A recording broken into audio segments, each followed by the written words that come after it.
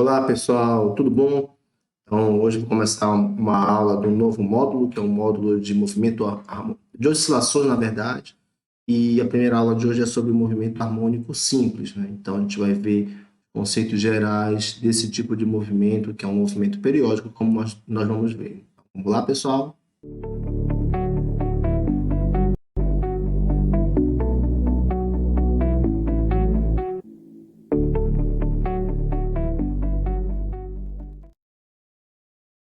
Beleza, pessoal. Então, um novo módulo começando hoje, o módulo de oscilações, e nossa primeira aula que é a aula sobre o movimento harmônico simples, que é um tipo de oscilação, né, mais básica que nós vamos ver. Bom, então, primeiro, né, o movimento harmônico simples é um movimento periódico, ou seja, depois de um certo tempo ele vai se repetir, e nós temos alguns exemplos. Por exemplo, um dos exemplos é o pêndulo, né, o pêndulo simples.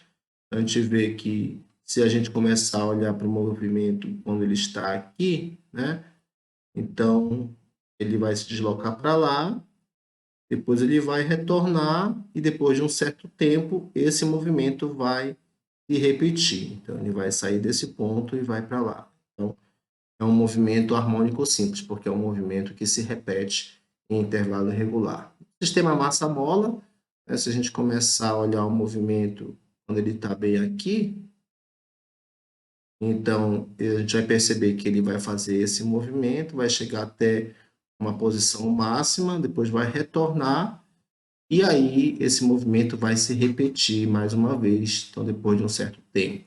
Tá? E o movimento circular também é um exemplo de movimento harmônico simples, tá? Então, se a gente começar a olhar esse movimento bem aqui nesse ponto, então a gente vai perceber, né, que depois ele vai se deslocar nessa direção e sentido. Depois de um certo tempo, ele vai retornar para o ponto de origem e o movimento vai se repetir também mais uma vez. Então, são três exemplos aqui de movimento harmônico simples. Do pêndulo, né? No caso, esse aqui é um pêndulo simples.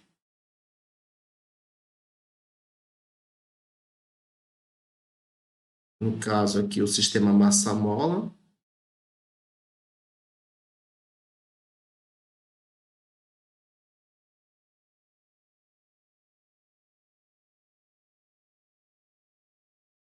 E o movimento circular uniforme.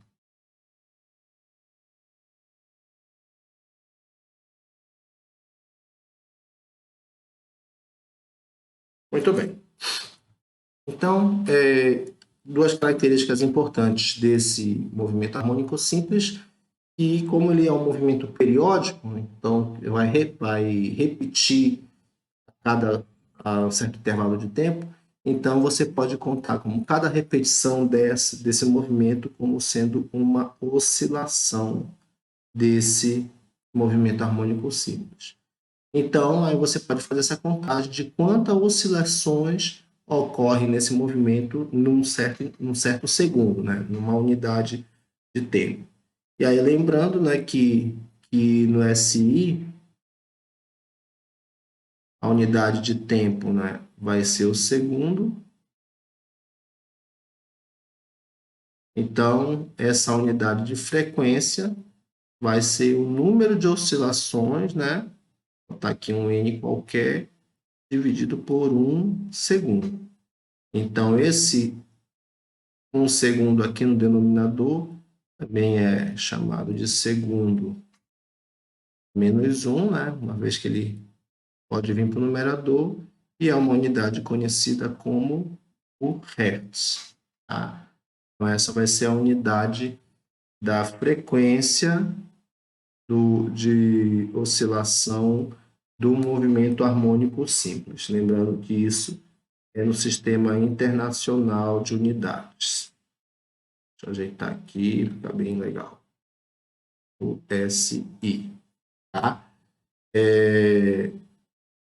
E aí, outro conceito que é importante saber, que é o conceito do período, que vai ser o tempo necessário para completar uma oscilação. E, novamente, no SI, um intervalo de tempo vai ser medido em segundos, né?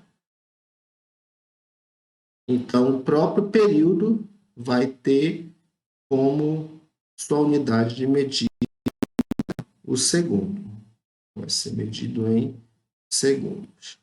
Olha que interessante, o período é medido em segundos. Já a frequência é medida no inverso do segundo, né? É o segundo a menos 1.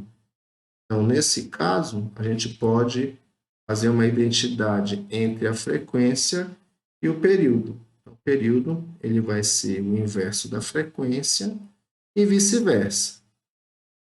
E a frequência vai ser também o inverso do período. Então, essa vai ser uma identidade importante aí para a gente ter, né, na memória, que a gente vai usar ela mais para frente, certo? Então, são conceitos simples, né, relativos a oscilações de sistemas. Então, se o sistema oscila, quer dizer que ele pode oscilar N vezes em um dado segundo, que é a frequência, e se um sistema oscila, você pode contar quanto tempo ele leva para completar uma única oscilação, que é o período. Muito bem. Então, vamos olhar esse exemplo aqui de um movimento harmônico simples no movimento massa-mola.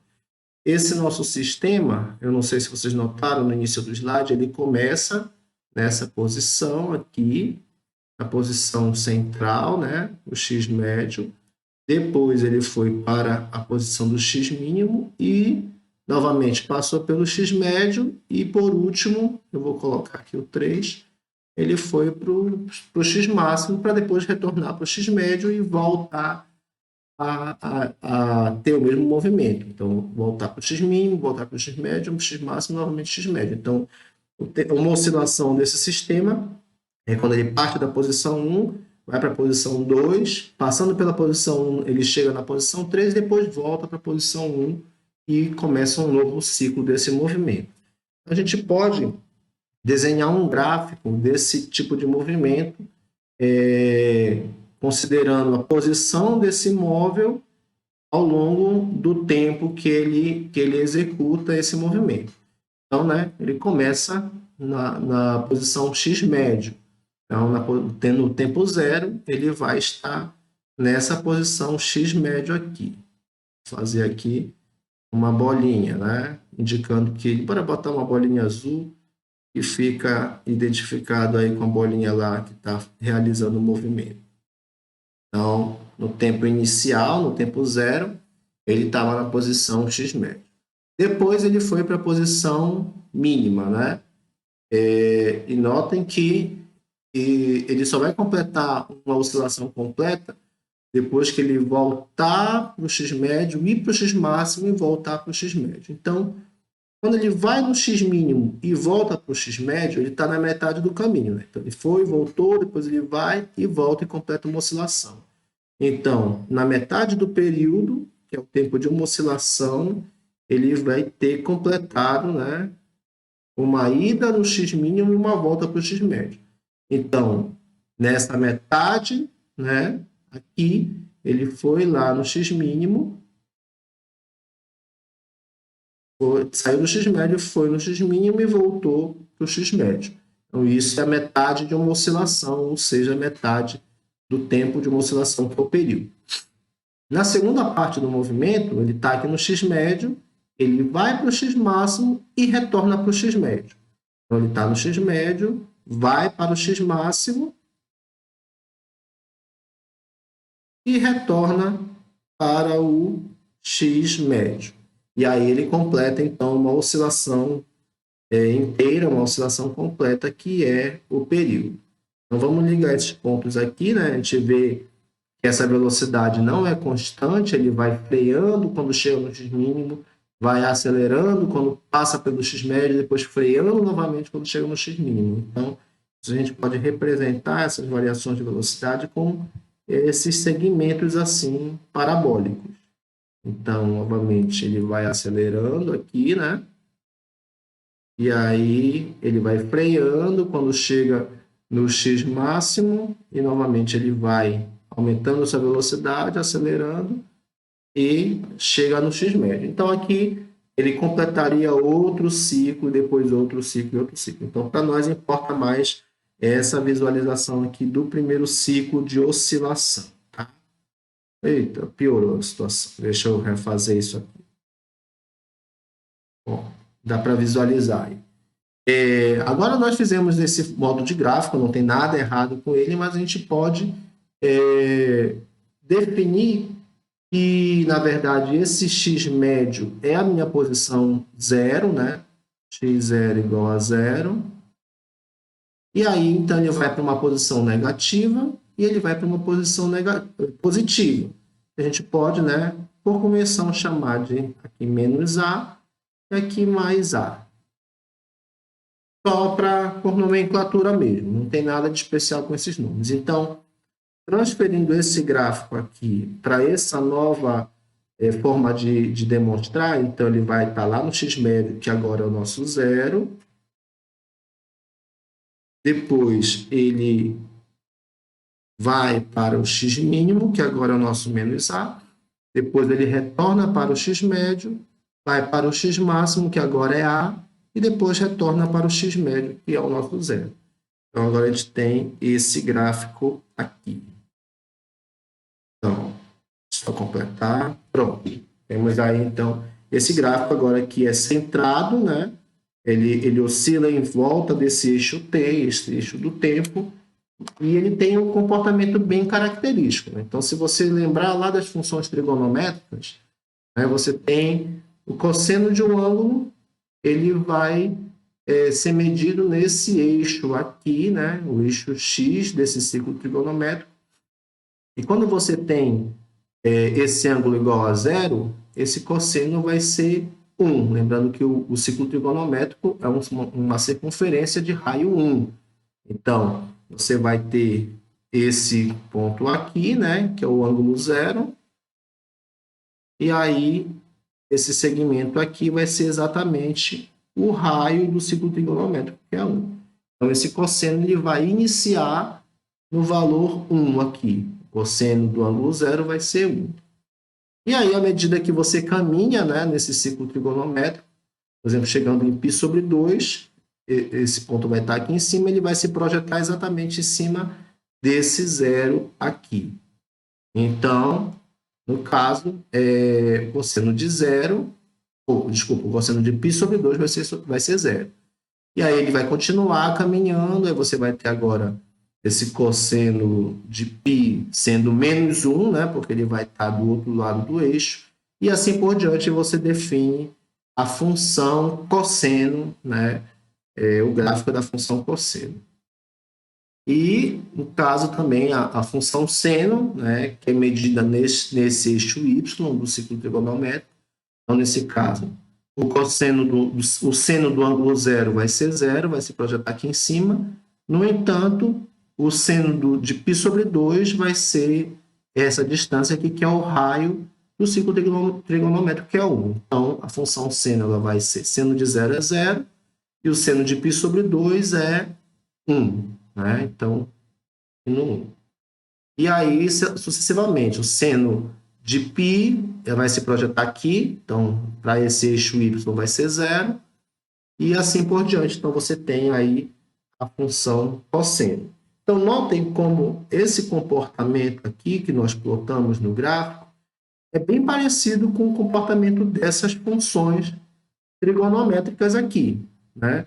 Só, né, essa posição aqui que não está batendo, porque ela começa no zero e vai para o seu valor mínimo aqui. E nenhuma delas tem esse comportamento, né?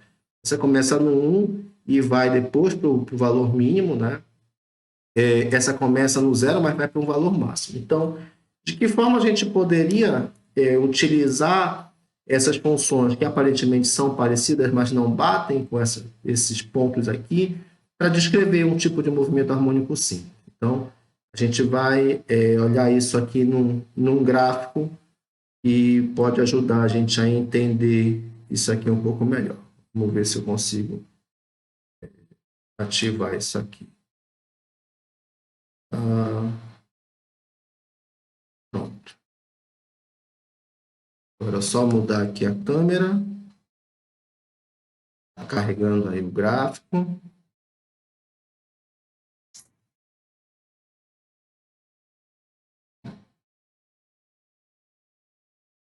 Muito bem. Então, aqui a gente está vendo a função cosseno de t, né? Porque eu botei t justamente já para adiantar algumas variáveis que nós vamos usar. Então, a gente está vendo a função cosseno de t aí.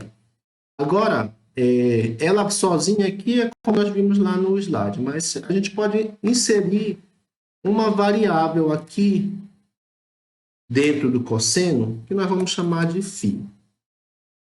E aí eu vou adicionar um controle deslizante. Então, esse φ aqui, eu vou botar de zero, tá? E aí nós temos a função cosseno normal aí na nossa visualização padrão. Agora, notem que quando eu começo a manipular o valor desse φ, por exemplo, vamos diminuir esse valor de φ de zero. Olha o que vai acontecer com a função, né? Lembrando aqui, né, que ela está cruzando aqui o eixo x, né? Vamos chamar esse eixo de x, esse eixo de t. Ela cruza o eixo x aqui no ponto 1, certo? E aí, o que acontece quando esse valor de φ é diferente de zero? Olha o que acontece. Então, você tem essa função se deslocando aí, né? Em relação ao ponto de cruzamento dela. Agora, ela está parecida com a função seno, né? Que a função seno, ela começa lá no zero e depois sobe para o valor 1. Para não ter dúvidas, eu vou até colocar aqui a função seno. De t igual, seno em inglês, sino de t. Aí azul aí, olha como elas se confundem.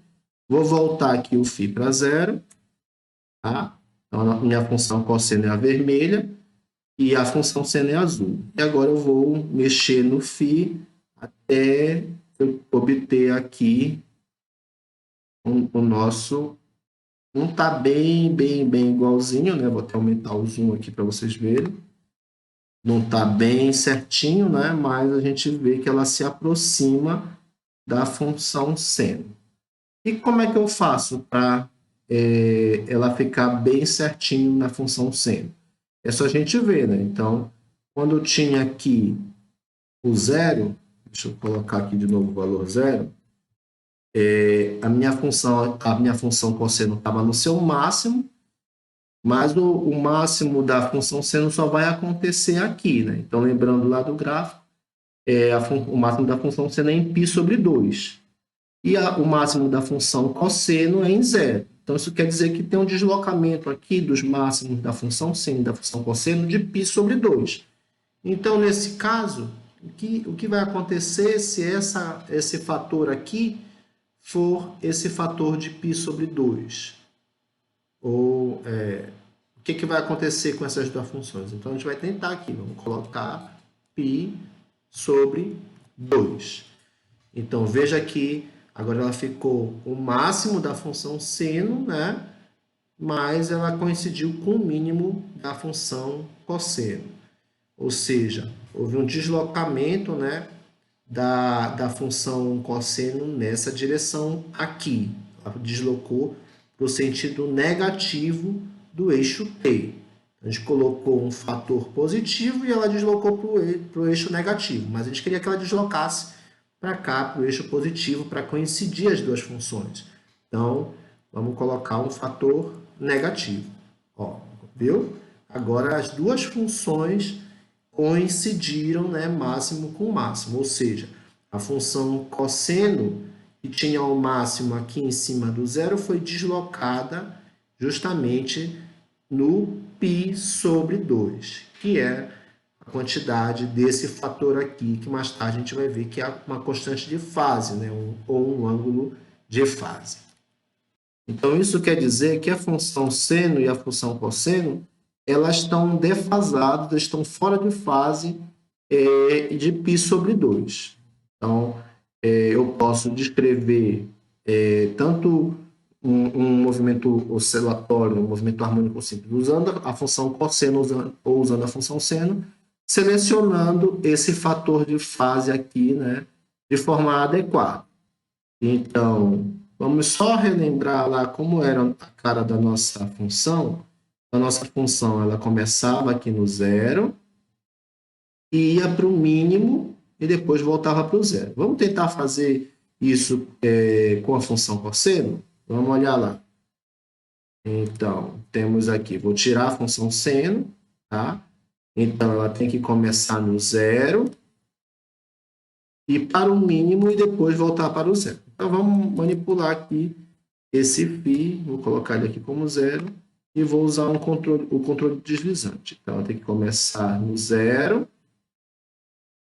Pronto. Mais ou menos aqui. Deixa eu diminuir o zoom. Então, começa no zero, vai para um mínimo e depois volta para o zero, que era o comportamento da nossa função lá, né, do movimento que nós fizemos no movimento harmônico simples. Então, isso aqui está dando 1,6, né? 1,6 é aproximadamente o nosso π sobre 2. E aí a gente tem o comportamento reproduzido, né, do gráfico que nós plotamos lá daquele movimento harmônico. Então, ela começa no zero, vai para o mínimo, volta para o zero e depois vai para o máximo novamente. E permite a função cosseno descrever o movimento que nós plotamos aqui no nosso gráfico. Muito bem. Então, aí a gente pode, né, escrever esse deslocamento do movimento harmônico simples, esse deslocamento ao longo do eixo x, utilizando, então, a função cosseno, né, juntamente com um termo aí de fase, que a gente viu que permite ajustar essa função cosseno, mas a gente precisa de mais alguns valores, como esse termo aqui, e esse termo aqui, que nós vamos já entender como cada um deles contribui para nós podermos descrever diversos tipos de movimentos harmônicos. Então, só para deixar mais claro, esse termo aqui, então, vai ser justamente o nosso deslocamento no eixo x.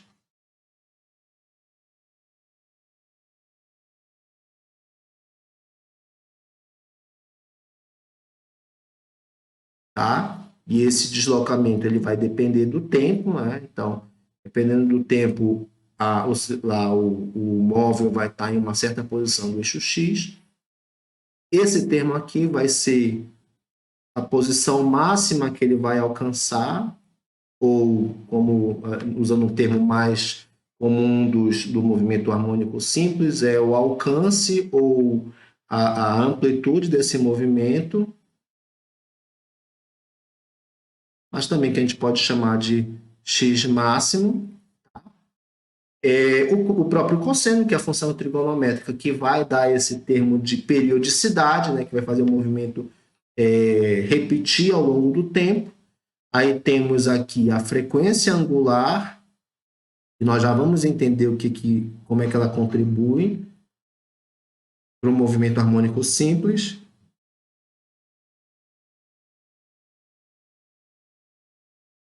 E o nosso φ, né, que nós já demos uma olhada nele, que vai ser justamente nosso ângulo de fase ou nossa diferença de fase. Agora eu vou chamar de ângulo ou diferença de fase. Diferença de fase. Tá? E aí, esse termo todo aqui, dentro do cosseno, que vai ser a fase em si do movimento.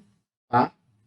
E aí, essa fase que vai dizer em que parte do ciclo trigonométrico nós vamos estar, né, com o móvel. Então, se ele estiver aqui, né, então 0 radianos, então essa fase vai ser 0. Se estiver aqui, então π sobre 2 radianos, então a fase vai ser π sobre 2. E é o cosseno dessa fase que vai dizer exatamente que parte lá da função trigonométrica cosseno o movimento vai estar.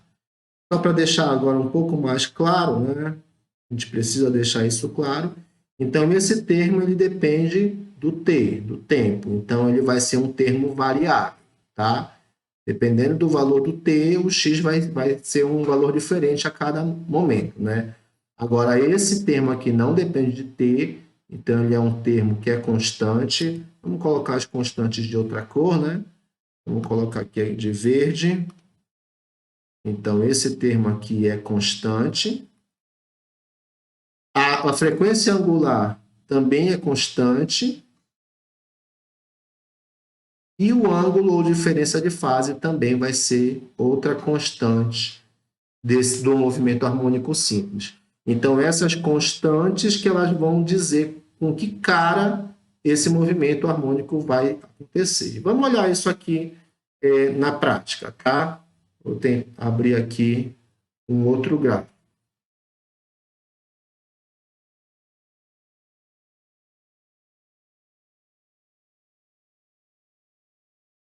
Então, vocês estão vendo aqui, né? Agora eu tenho aqui já a minha função do movimento harmônico simples escrita aqui no gráfico. Estou aqui, né, com a cara bem característica da função cosseno, né? Mas eu tenho agora aqui a minha constante da amplitude, né, o x máximo, constante da frequência angular e meu ângulo de fase aqui, né, ou a minha diferença de fase φ. Então vamos mexer em cada um deles para ver como é que eles influenciam nessa cara do cosseno aí da função trigonométrica. Então, primeiro a amplitude. Então, a gente vê que essa função cosseno ela tem os máximos 1 e menos 1, certo? Então, quando eu mexo nessa amplitude, vou aumentar aqui para 2, por exemplo, subindo aqui. Então, agora percebam que a minha nova função aqui ela vai ter um máximo em 2 e o mínimo em menos 2. Mas não altera os pontos, né, em que ela cruza o eixo X, né, o eixo T, no caso, né, do nosso movimento, e também não altera o quanto, né, quanto de oscilação, ou quantas oscilações a gente tem em um certo intervalo. Por exemplo, aqui, né, nós temos essa oscilação que ela vai desse ponto aqui até esse ponto aqui. Então, quando eu mexo na amplitude, essa oscilação em si não se altera, ela continua cruzando o eixo T aqui e novamente aqui. Então, tem uma oscilação completa entre esses pontos aqui, isso não é alterado. E só por curiosidade, se essa minha amplitude é zero, vamos colocar aqui, zero, então eu não tenho movimento harmônico simples, eu tenho um repouso, né? Ao longo de todo o tempo, esse móvel vai estar na mesma posição. O que é natural, porque isso aqui sendo zero, toda essa multiplicação aqui vai ser zero e eu não tenho um movimento harmônico simples. Então, vamos colocar ela aqui como 1 novamente. Tá. Agora, vamos mexer na frequência angular. Aqui a frequência angular está com 1, né? Então, ela sendo 1 e a diferença de fase sendo 0, então o cosseno vai ser o cosseno praticamente só do t aqui, né? Agora, quando essa frequência angular aumenta, veja o que acontece com o gráfico. Vou destacar aqui o gráfico. Ele está cruzando aqui, né, no 0, 1, e está cruzando aqui no π sobre 2 e 0. Agora vamos aumentar aqui a frequência angular. Opa, estão vendo aí? Agora eu tenho aqui uma oscilação completa, ela vai estar acontecendo aqui entre o 5π sobre 16, né? Então vai, volta e vai de novo, e o 15π sobre 16. Então eu tenho mudou aí as minhas posições de oscilação, ou seja, o tempo que ele parte dessa posição 0 e vai até a posição 1, e depois novamente se encontra na mesma situação, ou seja, o período diminuiu aqui. Então tinha um tempo maior, né? Quando era 1, ele cruzava aqui, bora pegar esse período bem aqui. Ele cruzava no tempo π sobre 2 até o 3π sobre 2. E quando eu aumento essa frequência angular, então eu tenho uma diminuição desse tempo agora. Agora eu tenho aqui menos π sobre 4 e 3π sobre 4. O que é esperado, uma vez que a frequência, né, é o inverso do período. Então, se eu mexo na frequência, mesmo que seja a frequência angular, nós vamos ver que está relacionada com a frequência, em si, em hertz, né, do movimento, então eu mexo também nesse período de oscilação. Então, quanto maior a frequência, menor o período e vice-versa. Quanto maior o período, menor a frequência, porque elas são inversamente proporcionais. Então, aí temos a frequência angular, que vai mexer, então, o quanto esse movimento harmônico simples oscila em uma unidade de tempo. E se ele for zero, né, vamos zerar aqui, conseguir zerar aqui, e aí, então, eu tenho, novamente, não tenho mais um movimento harmônico simples, eu tenho um repouso, e esse corpo está em repouso aqui na posição 1, que é justamente essa amplitude aqui do movimento. A antiga amplitude agora é o ponto de repouso desse corpo. Então, vou voltar aqui a frequência angular para 1. Pronto, consegui. E agora vamos mexer aqui no ângulo de fase. Então, o ângulo de fase, como nós vimos no gráfico anterior, ele vai deslocar a função cosseno ou seno, no caso, a cosseno que nós estamos utilizando, ao longo do eixo do tempo, né, que é esse eixo horizontal. Então, quando eu tenho um valor de fase negativo, o cosseno ele vai se deslocar no sentido positivo do eixo do tempo. E quando eu tenho um fator de fase positivo, essa função cosseno vai se deslocar para a direção ou para o lado negativo do eixo do tempo. Então, a partir de manipulações dessas constantes, que é a amplitude, a frequência angular e o ângulo de fase, você pode descrever qualquer movimento harmônico simples aí que você esteja observando. Basta utilizar essas constantes de forma adequada, da forma necessária para descrever esse movimento que você está observando. Muito bem. Agora podemos avançar. Temos então aí a questão da frequência angular. Como é que a gente pode entender melhor a frequência angular?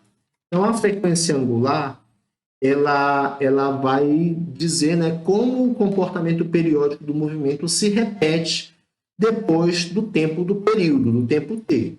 Então, essa posição da partícula em um tempo t qualquer vai ser igual à posição dessa partícula no tempo t mais o período. O que eu quero dizer com isso? Deixa eu colocar aqui na caneta preta.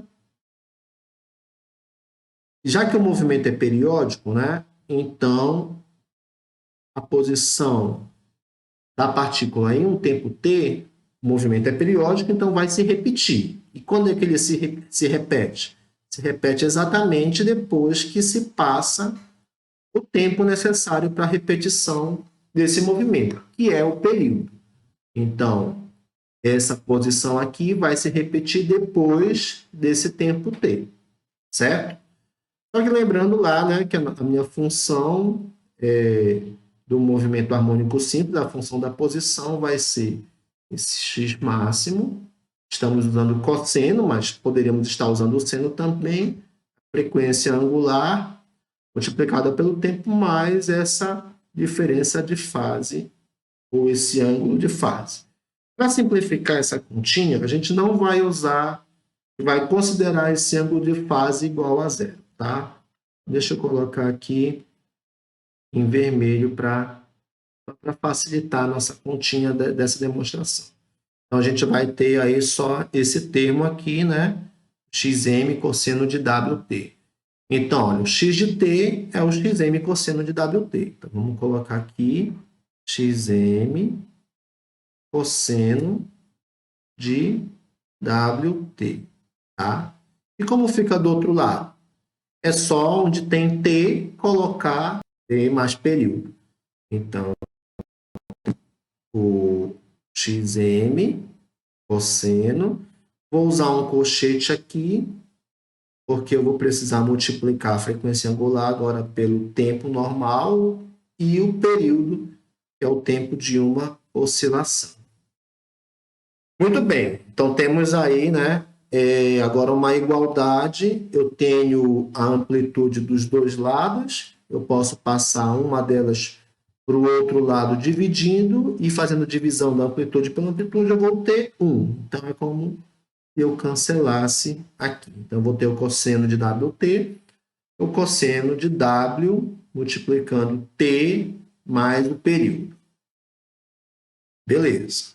Agora, a gente pode fazer uma outra consideração. A função cosseno em si, como nós vimos, deixa eu voltar aqui um pouquinho, ela vai se repetir, ó. Aqui a função cosseno, ela está na sua posição máxima e está diminuindo. Quando é que isso vai acontecer de novo? Bem aqui. Ela vai estar aqui na posição máxima e vai estar diminuindo. E isso, né, nesse intervalo aqui de 2π. Então, essa é uma característica da função cosseno. Vamos usar essa compreensão aqui. Então, a função cosseno, ela vai repetir a sua oscilação nesse intervalo aqui de 2π, certo? Então, como é que a gente pode escrever isso nessa forma aqui? Eu posso dizer assim, que o cosseno de ômega-t ele vai ser igual... Opa, não tinha esse parênteses aqui, só um segundinho. Vai ser o cosseno agora de ômega-t novamente, né? Porque ele é igual, mas quando eu acrescentar o 2π, ele vai continuar sendo igual, tá? Então, isso quer dizer, então, que vai ser o mesmo cosseno, o mesmo valor aqui vai ser o mesmo valor aqui. Lembrando, né, que esse cosseno de ômega-t é o cosseno do ômega-t mais período. Então, eu vou substituir esse por esse. Eu tenho aqui que o cosseno do ômega-t mais período é igual ao cosseno de ômega-t mais 2π. Então, se os cossenos desses ângulos são iguais, né? Se o cosseno desse cara é o cosseno desse cara, eu posso dizer que as fases são iguais. É mais ou menos isso aqui, né? Eu tenho aqui... Eita, ficou muito feio. Tenho aqui o ciclo trigonométrico, né? E tenho aqui o ângulo, sei lá, botar aqui π sobre 4. Então, ele vai ter um certo cosseno. Depois de 2π, uma volta completa, eu vou ter o ângulo π sobre 4 mais 2π. E na prática é o mesmo ângulo. Então, eu posso dizer que a título do cosseno, né, para o cosseno, o π sobre 4 é o próprio π sobre 4 mais 2π. Então, é isso que a gente vai fazer aqui. Então, se esses dois cossenos são iguais, quer dizer que o ômega-t mais período é igual ao ômega-t mais 2π. Então, desenvolver desse lado aqui, eu vou ter ômega-t mais ômega período igual a ômega-t mais 2π. Eu tenho ômega-t nesse lado somando e nesse lado somando. Então, eu posso passar um deles para o outro lado subtraindo e eu vou ter ômega-t menos ômega-t, isso vai ser zero. Então, eu vou ter aqui, vai sobrar desse lado, o ômega período igual a 2π. Então, a partir daí, eu posso escrever um em função do outro. Vamos colocar em função do ômega. A frequência angular vai ser o 2π sobre o período de oscilação. Então, essa já é uma identidade importante aí para a gente conhecer. E lembrando, né, que o período é o inverso da frequência, e a frequência é o inverso do período, agora não mais a frequência angular, mas sim a frequência em Hertz. Então, isso vai me dar que a frequência angular também vai ser o 2π, mas agora multiplicado pela frequência de oscilação. Então, frequência angular, medida em radianos, né? Radianos por segundo, no caso, e a frequência mesmo, que é oscilações, o número de oscilações em um segundo. Então, Hz, tá? Então, temos aí uma relação da frequência angular com a frequência de oscilação e da frequência angular com o período. São identidades que são importantes de nós conhecermos para poder resolver problemas com elas. Tá? Agora, a velocidade. Gente, eu sei que essa parte é um pouco mais delicada, mas vamos com calma, certo? Lá da Física 1 e lá do cálculo também, da matemática básica, a gente aprendeu o seguinte: como é que se calcula a velocidade de qualquer móvel? Se você conhece a função da velocidade no carro, se você conhece a função da posição desse móvel, né? Então basta eu fazer uma derivada dessa função da posição em relação ao tempo. Então, fazendo essa derivada da função da posição em relação ao tempo, eu encontro a função da velocidade também em relação ao tempo. Isso aí é um conhecimento prévio que eu só estou retomando com vocês. Tá? Agora, vamos lembrar do seguinte, né? Como é que é essa função da posição no movimento harmônico simples?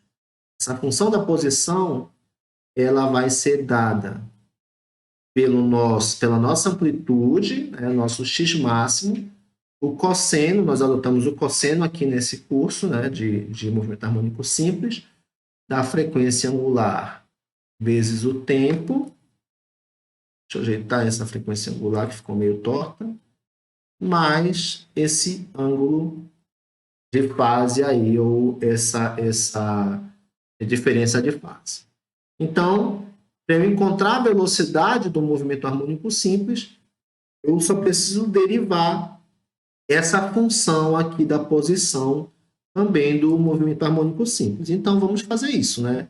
Eu vou ter aqui a derivada em função do tempo desse x máximo cosseno de ômega-t mais φ.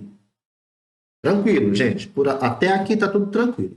Agora, vamos relembrar lá das definições da função da posição do MHS. Então, primeiro que essa amplitude ela é constante, né? Ela é um valor específico de um dado movimento harmônico simples. Então, como ela é constante, pela regra da derivação, se você tem uma constante multiplicando algo que é da mesma variável de derivação, então essa constante ela pode sair da derivada.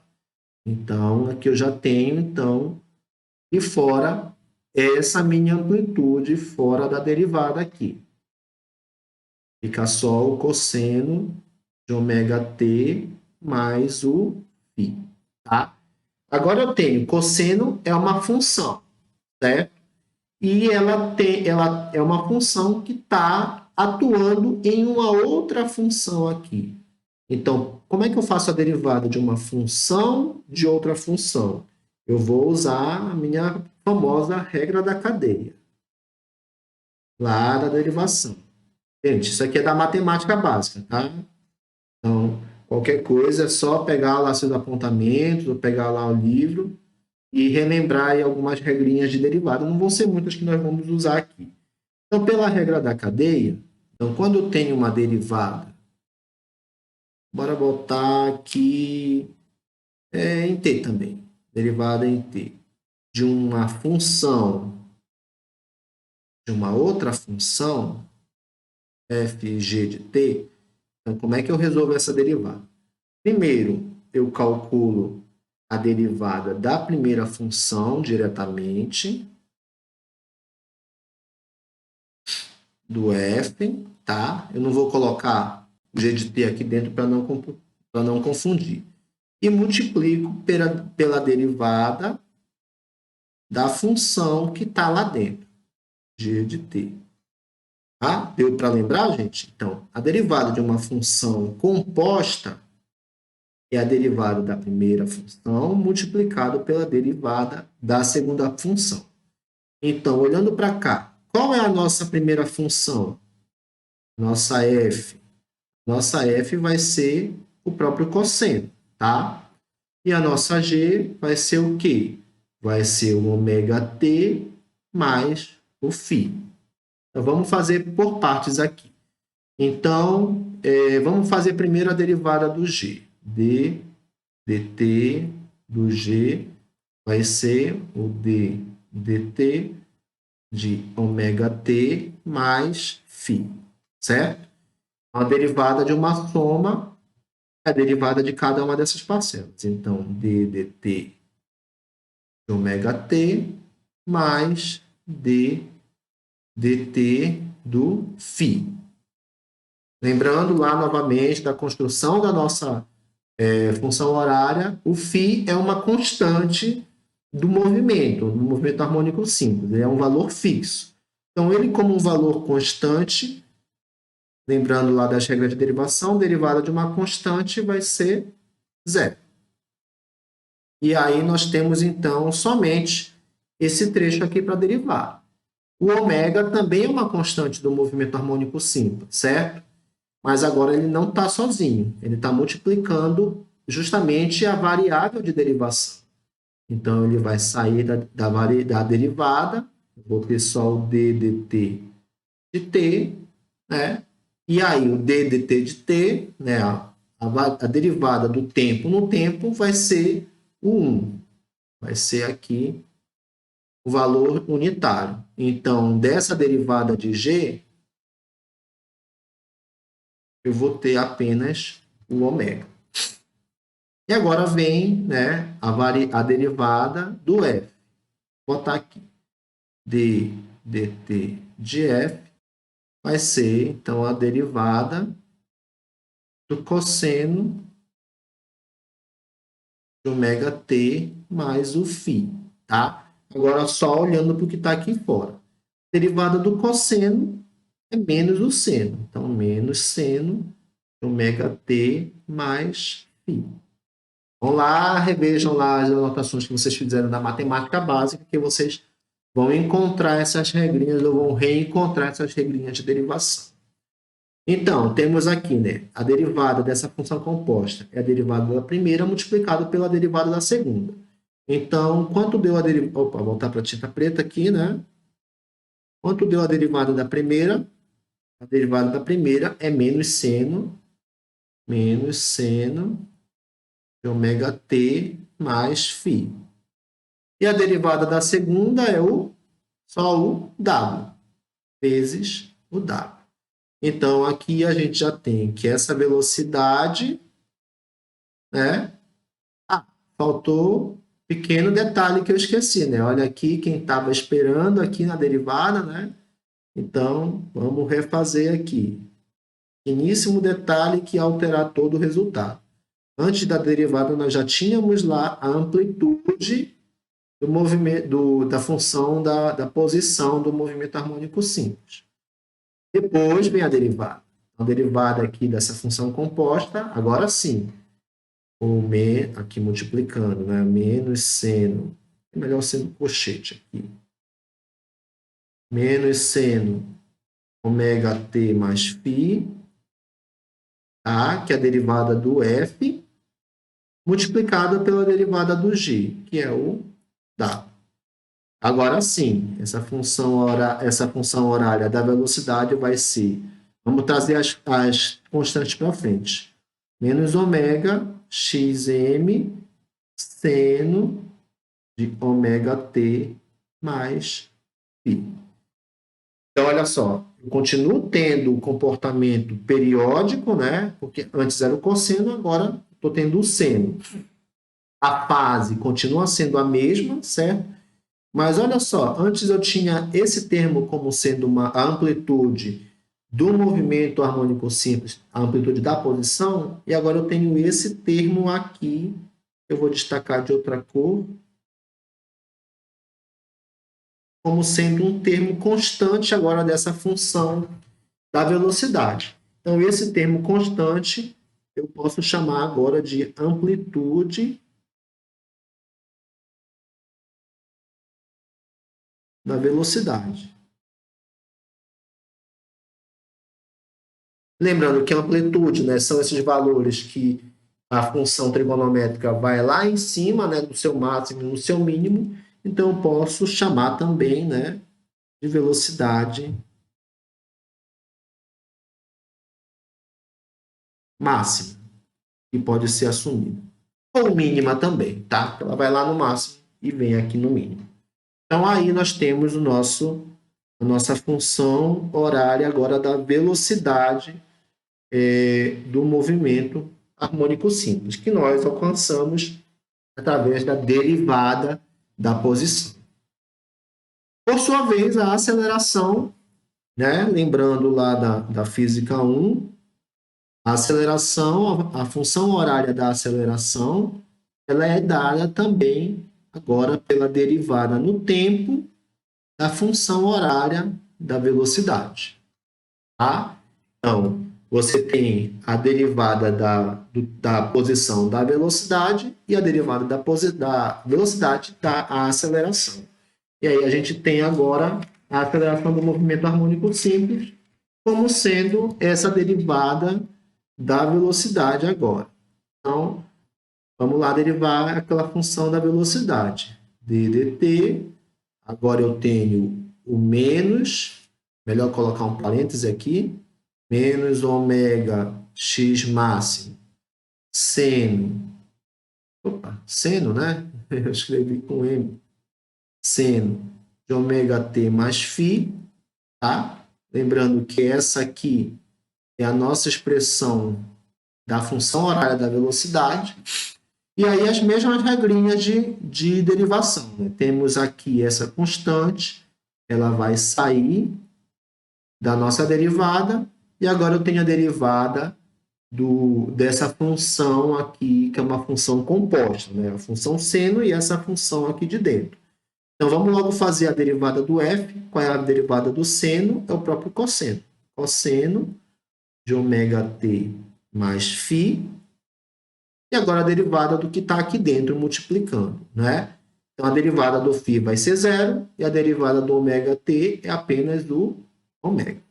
Então, eu tenho esse ômega aqui, que veio da derivada dessa função interna, e tenho aqui o ômega que veio, né, que saiu dessa constante aqui, que pôde sair da derivada. Então, eu tenho ômega aqui, tenho ômega aqui. Então, eu vou ter, na verdade, menos ômega ao quadrado, x máximo, ou amplitude da posição, cosseno de ômega t mais φ. Essa vai ser a minha função horária da aceleração. E, né, como aconteceu lá com a velocidade, eu tenho também agora, coloquei em verde, né? Deixa eu só checar. Foi. Então, vamos manter aqui tudo constante. Então, agora eu tenho aqui uma amplitude que é específica da aceleração.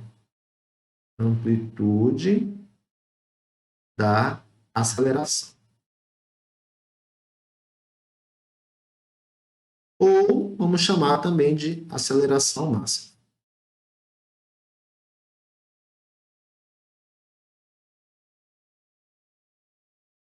Essa aceleração ela continua sendo periódica, tá? Agora a função que rege ela é a do cosseno, e a gente vê, né, que ela vai num limite muito maior do que a posição e do que a velocidade. A posição era apenas o xm, né, o x máximo.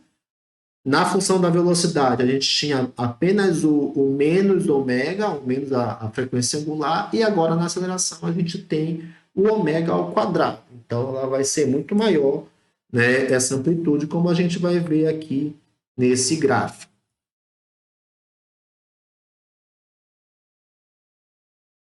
Pronto, carregou. Então, eu tenho aqui em vermelho a função da nossa posição, tá? Então, amplitude da posição, x máximo cosseno de ômega t mais φ. Em azul, eu tenho a nossa velocidade, né? Que agora é o seno, e saiu da derivada, né, dessa posição.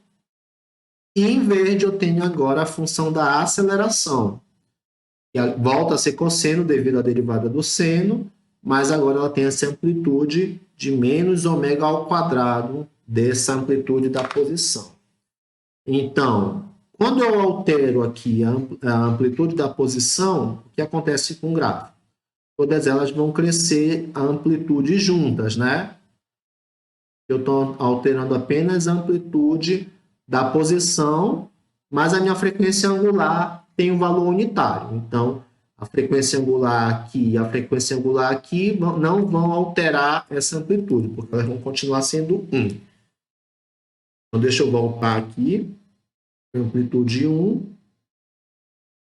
Quando eu mexo aqui na diferença de fase, que está em 0, ela vai ter o mesmo comportamento da função da posição. Então, quando ela é negativa, ela desloca a função trigonométrica no sentido positivo do eixo do tempo, e quando ela é negativa, ela é positiva no caso, ela desloca a função trigonométrica para no sentido negativo do eixo do tempo. Então, eu vou colocar agora aqui novamente no 0. E agora vamos mexer na nossa frequência angular. Lembrando que na função da posição, a frequência angular vai alterar somente o termo da oscilação, né? Mas na expressão da velocidade, na expressão da aceleração, a frequência angular também vai alterar essa amplitude aqui de cada um deles, além de alterar também o termo oscilatório. Então, vamos mexer aqui para ver como fica. Então, vejam. Então, a gente tem não tem crescimento da amplitude na função da posição, que é a função vermelha, ela permanece em amplitude, o máximo continua sendo 1 e menos 1.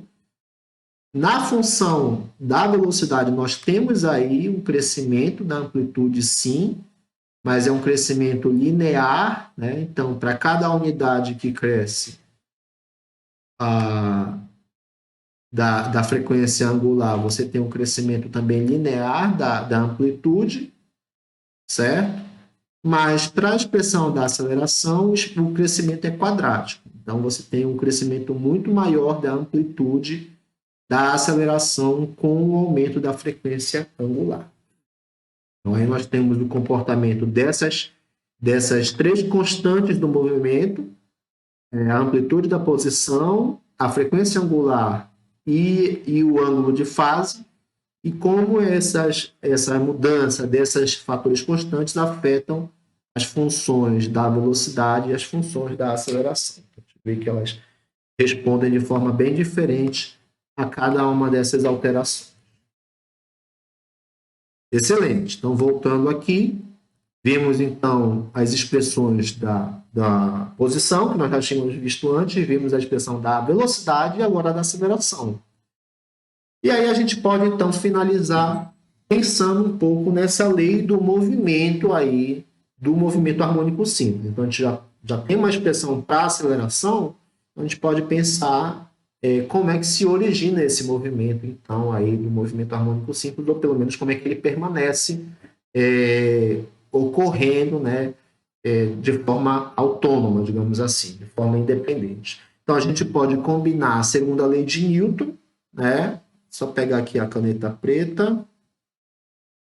A segunda lei de Newton é que a força é a massa vezes a aceleração, e combinar com essa expressão da aceleração do movimento harmônico que nós vimos agora, que é o menos ômega ao quadrado, x máximo, cosseno de ômega t mais φ.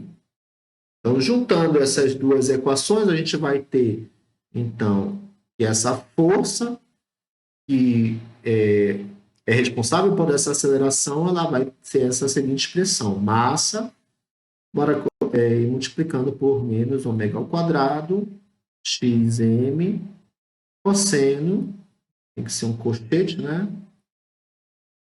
Ômega t mais φ.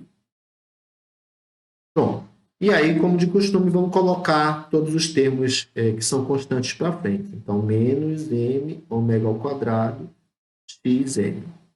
E o cosseno de ômega t mais φ. Então, o que a gente já pode extrair aí de informação? Tá? Primeiro, esse sinal aqui da força, né?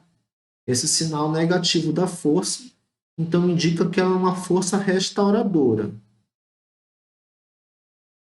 Quer dizer, uma força que sempre vai estar contrária ao movimento. Então, se a velocidade está nessa direção, a força vai estar puxando na outra direção. Então, por isso que no movimento harmônico, como a gente viu, ele começa aqui, então ele vai, né, acelerando, chega na posição zero, e a partir dessa posição ele vai freando, ele vai diminuindo a velocidade até chegar na posição do mínimo. E aí, novamente, na posição do mínimo, ele vai novamente aumentando a velocidade, passando da posição zero, ele começa a diminuir a velocidade até chegar na velocidade zero e chegar na posição do máximo. Então, é uma força restauradora, ela vai estar sempre contrária ao movimento. Tá? Outra coisa que é interessante que a gente pode destacar aqui é que, olhando para esse lado aqui da expressão da força, isso aqui é conhecido nosso, né? Xm cosseno de ômega t mais φ. Isso aqui nada mais é do que a nossa própria função da posição. Então, a gente já percebe então, que essa força do movimento harmônico simples, além dela ser uma força restauradora, ela tem esse valor negativo, ela vai ser proporcional à posição do móvel. Então, é uma força que varia no tempo? Sim, mas por que ela varia no tempo? Porque a própria posição varia no tempo. Então, na verdade, ela é proporcional à posição e não necessariamente ao tempo em si. Tá? E mais uma coisinha, né? A gente pode chamar esse fator aqui, que é o fator de restauração, menos massa ômega ao quadrado, uma constante K, que ela é devido, né, a essas duas constantes. Né? Então, o K, X de T. E aí vocês devem conhecer de forma mais clara, né, essa força como F igual a Kx, que é a nossa famosa lei de Hooke.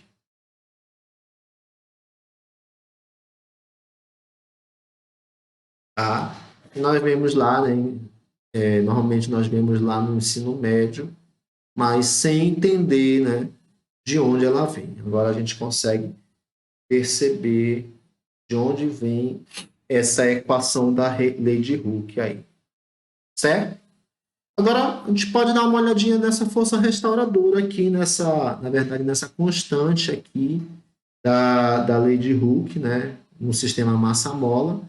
A gente viu que ela, na verdade, ela tem esse valor, né, de m ômega ao quadrado, tá? Eu mantive o sinal fora da constante, né?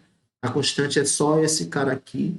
Então, essa minha constante, ela vai ser igual a massa vezes a frequência angular ao quadrado.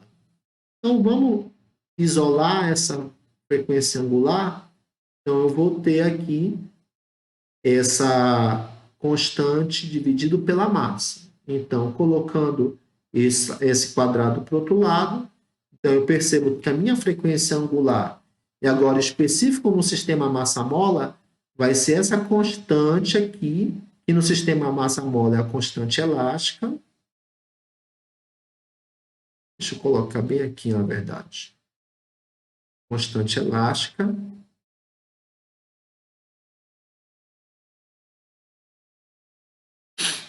Dividido pela massa aí do objeto que está oscilando no sistema. Então, agora a gente tem mais uma expressão agora para essa frequência angular, mas de forma específica para o sistema massa-mola. E aí também, né, podemos mexer um pouquinho mais, né, lembrando que essa frequência angular, ela também depende do período. Deixa eu ajeitar aqui.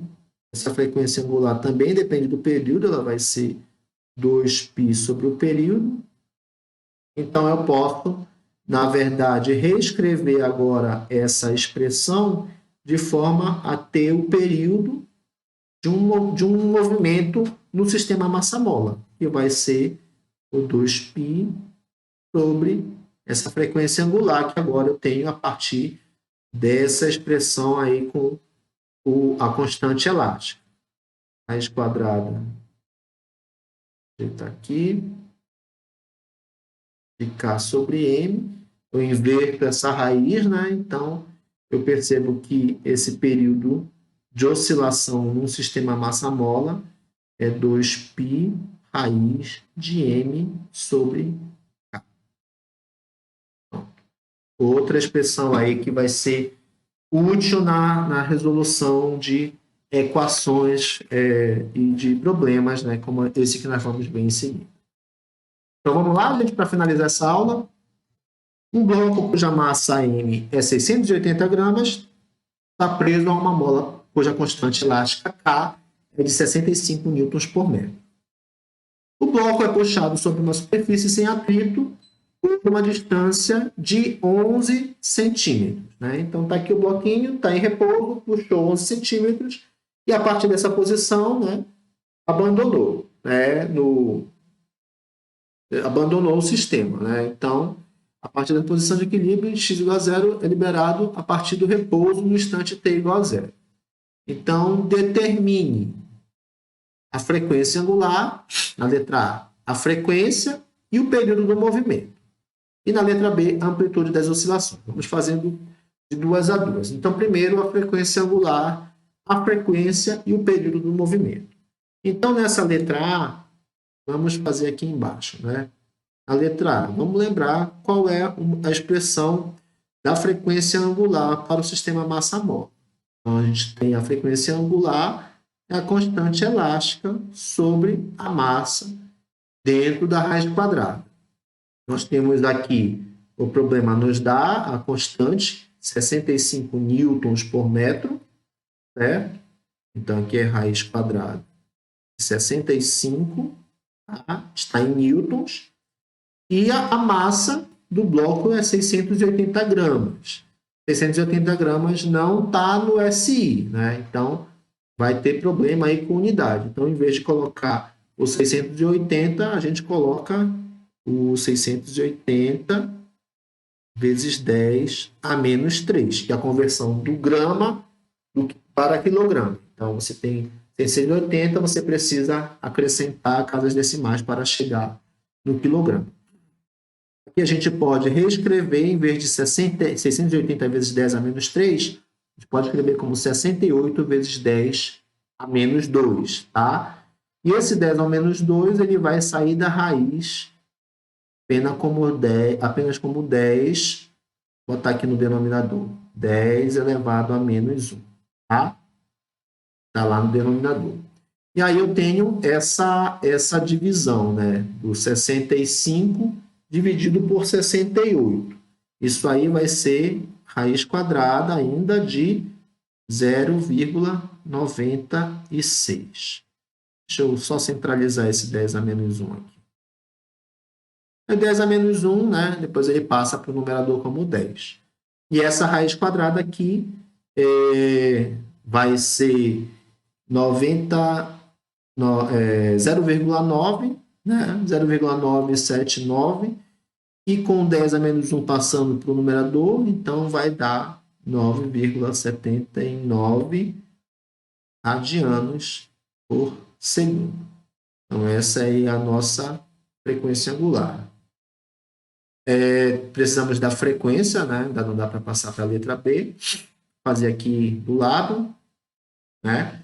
Então, lembrando que a frequência angular é o 2π vezes a frequência. Então, essa minha frequência vai ser a frequência angular sobre 2π. Ou seja, vai ser o 9,79 dividido por 2 vezes 3,14, que é 6,28. Então, fazendo essa divisãozinha aí, eu vou ter a minha frequência normal, né? Não mais a angular, mas a frequência de oscilação de 1,56 Hz. E aí, como está tudo no SI, não preciso me preocupar de forma muito assim estressante com as unidades. E por último, o período, né? O período, né, tem várias formas, a mais simples é o inverso da frequência. Então, o período inverso da frequência, ele vai ser 1 sobre 1,56. Então, esse período vai ser 0,64 segundos. Temos aí a letra A da frequência angular, a frequência e o período do movimento. Agora, na letra B, ele quer saber essa amplitude da oscilação. Então, esse aqui é só a gente olhar para o problema. Então, o bloco é puxado, né, sobre uma superfície sem atrito por uma distância de 11 centímetros, né, da posição de equilíbrio. Então, a posição de equilíbrio está aqui, x igual a zero. Esse bloco é puxado 11 centímetros dessa posição de equilíbrio e liberado. Então, no momento que ele é liberado, né, no tempo igual a zero, ele vai oscilar em torno dessa posição de equilíbrio. E como não tem atrito, então pode-se esperar que ele vai ficar oscilando entre essa posição de máxima, de onde ele foi abandonado, e a posição de mínimo que ele vai alcançar, né, na outra ponta lá do movimento oscilatório.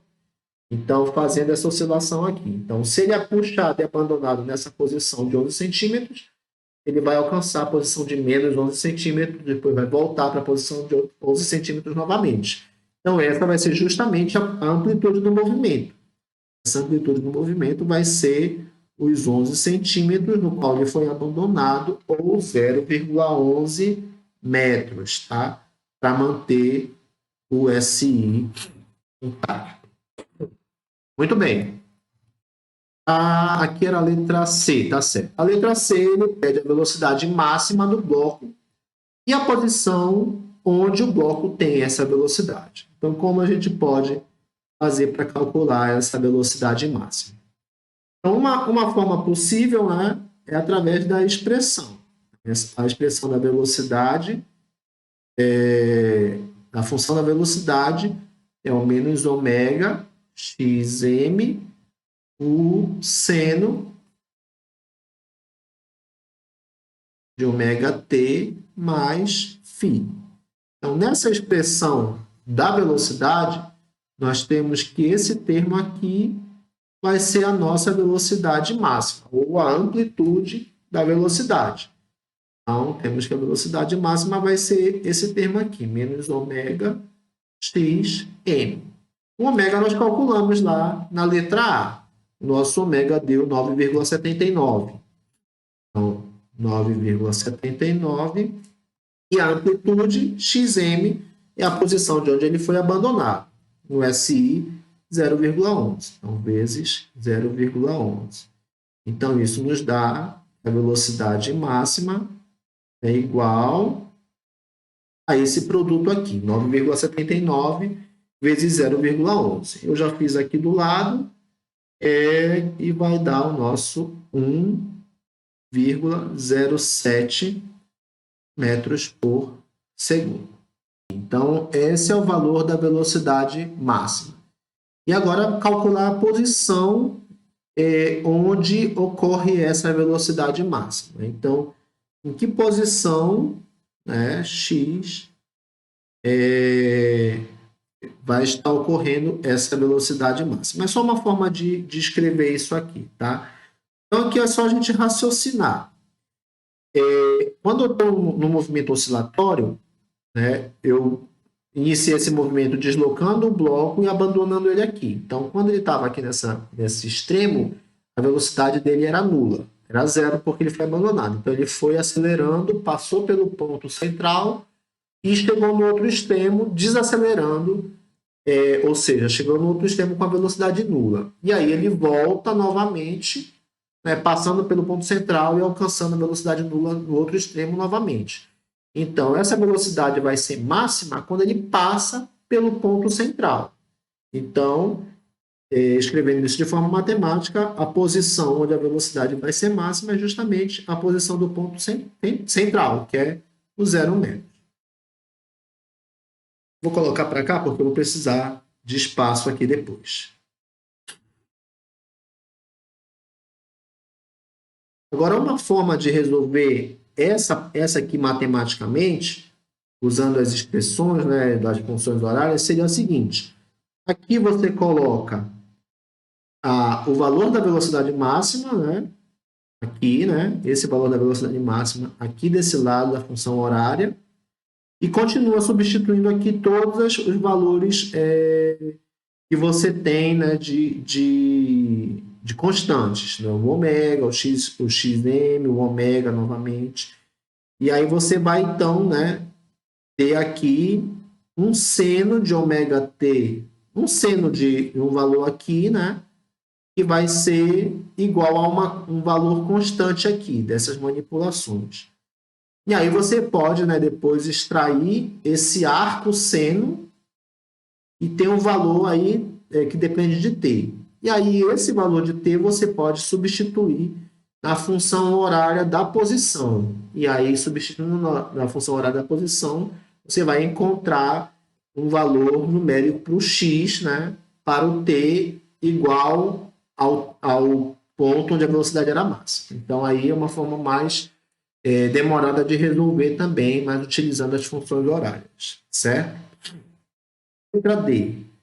A letra D ele quer saber o módulo da aceleração máxima. A gente pode utilizar a mesma estratégia, né? Então, a aceleração ela vai ser menos ômega ao quadrado, xm, cosseno de ômega t mais φ. Tá? Esse termo aqui vai ser o termo da aceleração máxima. Então, a nossa aceleração máxima vai ser o menos ômega ao quadrado, xm. Substituindo os valores, nós vamos ter agora 9,79. Eu não preciso colocar mais o negativo, porque ele quer só um módulo, né? Mesma coisa aqui, a velocidade. Vezes o 0, deixa eu dar um espacinho aqui. Vezes o 0,11. Tá? Então, resolvendo isso aí, eu já fiz aqui do lado, deu 10,54 metros por segundo ao quadrado. E aí ele não pede a posição da aceleração máxima, mas também dava para fazer do mesmo modo. Encontra um tempo aqui, né? E aí joga esse tempo na função horária da posição agora.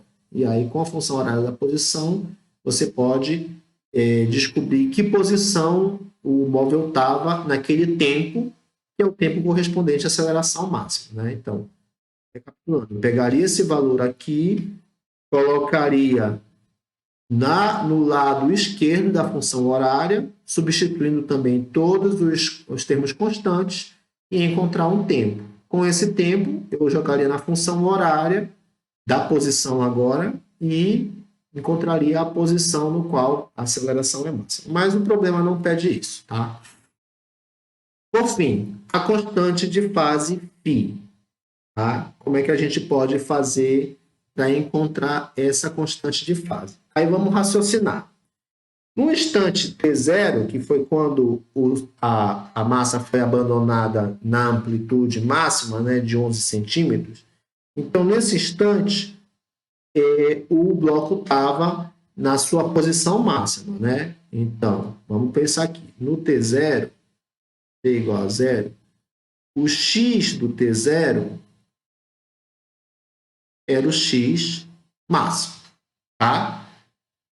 Então, o x máximo. Agora, pensa comigo. O x de t, a função horária em si, é o x máximo cosseno de quê? De ômega t mais φ, né? Muito bem. O que tem aqui de semelhante entre essas duas funções? Eu tenho aqui, né, o xm, que está aqui. E o que eu tenho aqui? Estaria no lugar do cosseno. Eu tenho 1.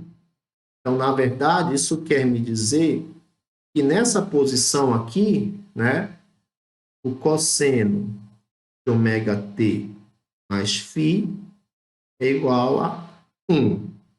Agora, lembrem comigo, lá no ciclo trigonométrico, qual é o ângulo cujo cosseno é 1?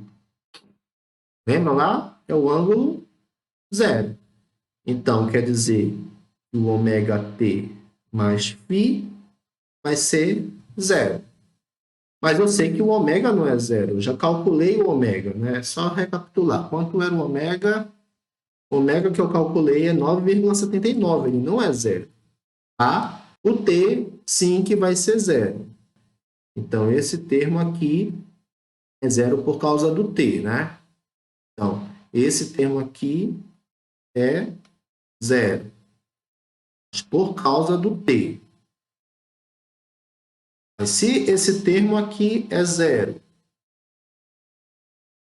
aqui eu tenho zero. Então, qual tem que ser o valor desse φ para que essa equação aqui, essa igualdade permaneça válida? Então, eu tenho zero mais φ igual a zero. Então, o próprio φ tem que ser zero.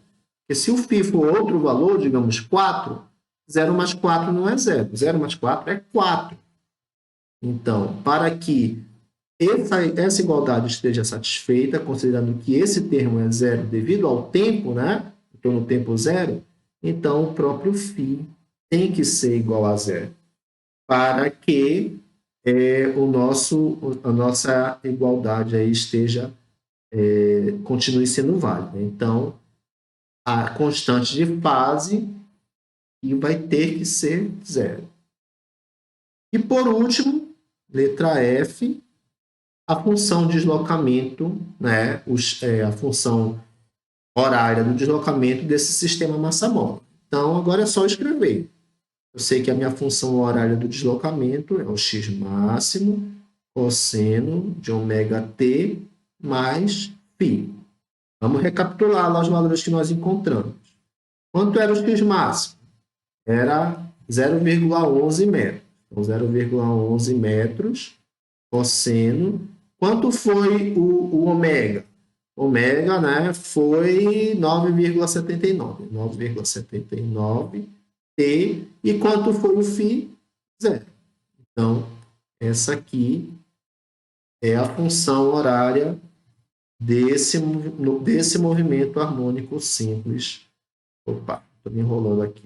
Então, essa é a função horária desse movimento harmônico simples que nós estudamos, no qual o corpo de massa, já não me lembro, né, de 680 gramas, foi deslocado 11 centímetros, estando preso a uma mola de constante elástica de 65 newtons por metro. Então, esse tipo de oscilação, esse tipo de movimento harmônico simples é descrito por essa função horária aqui. Bom, pessoal, espero que tenha sido boa essa aula. Eu sei que foi um pouco longa, mas é um tema novo, então a gente precisa destrinchar muito bem, ainda mais pelo uso do cálculo que foi necessário.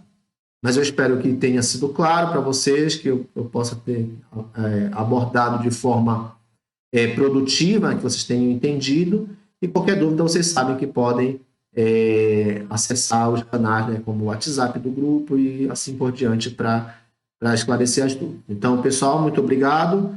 E novamente, vamos deixar de travar que vamos estudar.